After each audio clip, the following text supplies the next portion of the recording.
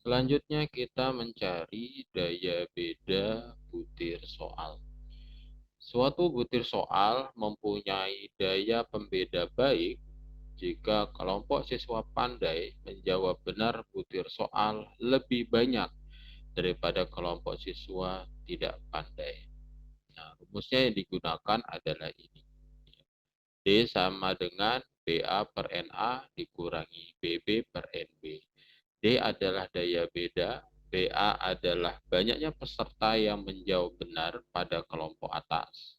NA adalah banyaknya peserta kelompok atas. BB adalah banyaknya peserta yang menjawab benar pada kelompok bawah. NB adalah banyaknya peserta kelompok bawah. Nah, klasifikasi untuk daya beda itu seperti ini. Ya, jadi 0,4 sampai dengan 1 itu soal diterima, 0,30 sampai 0,39 soal diterima tapi perlu diperbaiki. 0,20 sampai 0,29 soal diperbaiki, 0,00 sampai 0,19 soal tidak dipakai atau dibuang. Untuk memudahkan pemahaman kalian mengenai mencari daya pembeda, kalian bisa memperhatikan Excel yang sudah pernah kalian lakukan konversinya dari jawaban peserta didik kalian. Jadi kita kembali lagi pada konversi ini, hasilnya adalah terdapat 10 peserta di sini ya dengan 5 butir soal. Nanti kita akan melihat bagaimana daya pembeda dari masing-masing butir soal tersebut.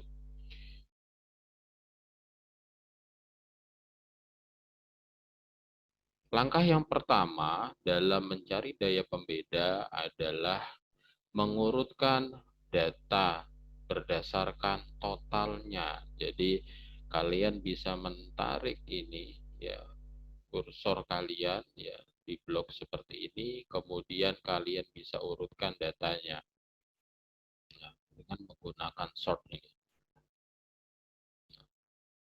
Sort bagian mana? Bagian total, kemudian dari yang terbesar sampai yang terkecil. Terus kemudian oke. Nah, jadinya adalah seperti ini.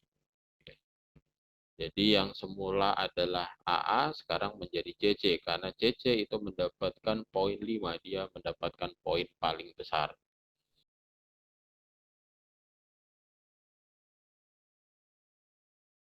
Langkah yang kedua adalah kita membagi kelompok atas dan kelompok bawah.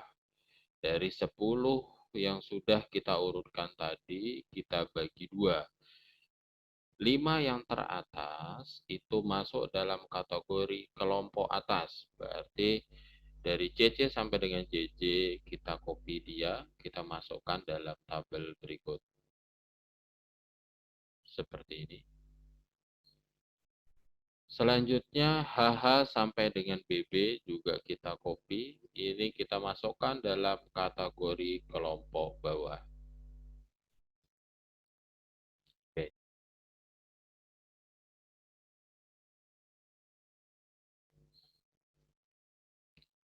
Langkah yang ketiga adalah menentukan jumlah benar kelompok atas dan menentukan jumlah benar kelompok bawah. Seperti ini. Berarti menggunakan rumus sum. Ya. Ditarik dari yang pertama, peserta yang pertama sampai yang kelima. Tutup kurung, kemudian enter. Tinggal kita tarik ke sebelah kanan. Seperti ini. Begitu juga dengan yang kelompok bawah.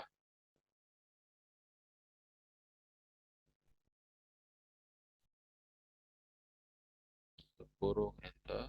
Kemudian kita tarik.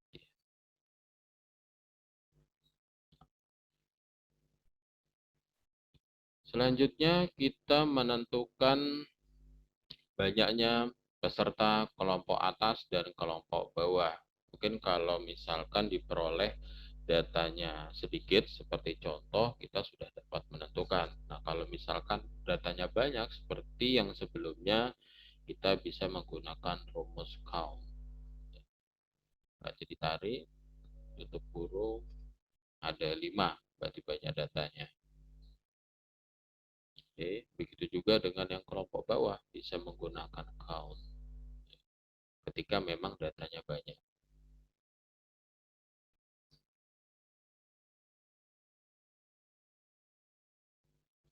Oke.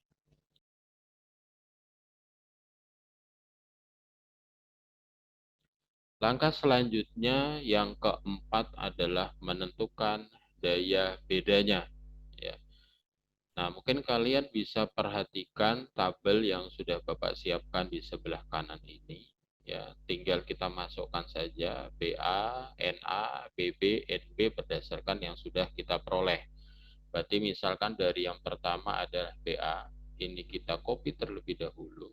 Terus kemudian kita mau pindahkan ke BA di sini, silahkan diklik kanan, terus kemudian diambil paste spesial. Kita ambil values dengan transpose. Hasilnya adalah seperti ini. Begitu juga dengan NA, ya, di copy dia, paste spesial, dan lupa transpose-nya, jadi seperti ini. Begitu juga dengan BB dan NB.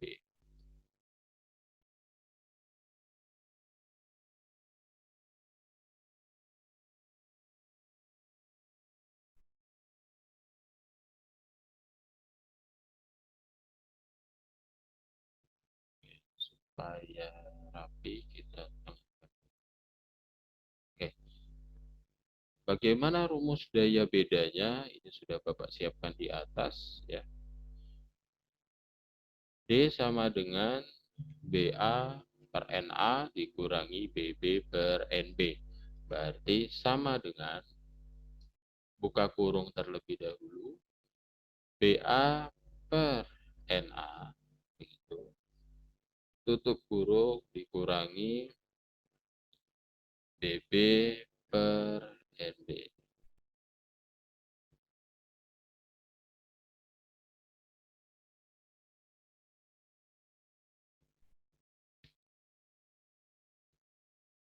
Tutup kurung, kemudian kita enter. Selanjutnya adalah tinggal kita tarik saja ke bawah. Nah, sehingga diperoleh untuk soal nomor 1 itu daya bedanya 0,4, soal nomor 2 adalah 1, soal nomor 3 adalah 0,6, soal nomor 4 adalah 0,4, dan soal nomor 5 adalah 0,8.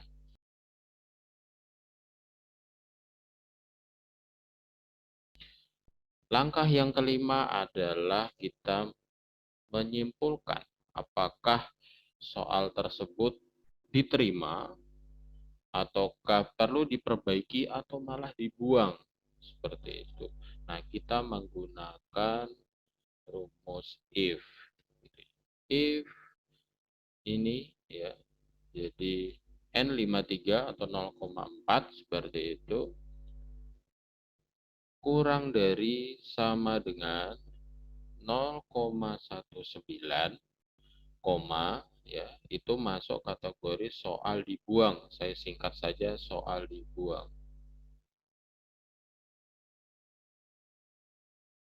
Dibuang seperti itu saja. Oke. Selanjutnya di koma if, ya, N53 lagi tadi, ya, kurang dari sama dengan 0,29, ya, itu masuk kategori soal diperbaiki. Misalkan saya ambilnya saja diperbaiki, ya. Koma lagi if seperti itu N53, ya, kurang dari sama dengan 0,39, masuk dalam kategori diterima tapi perlu diperbaiki. Diterima. tapi diperbaiki. Seperti ini. Nah, selain daripada ketiga tadi, masuk dalam kategori diterima. Tutup kurung, terus kemudian kita bisa tutup kurung lagi sampai hitam, terus kemudian kita enter. Nah, tinggal kita tarik saja. Nah, seperti ini. Jadi, kesimpulannya adalah untuk soal nomor satu, dia masuk kategori diterima. Nomor 2 itu diterima. Yang ketiga termasuk kategori diterima. Nomor 4 diterima dan 5 diterima.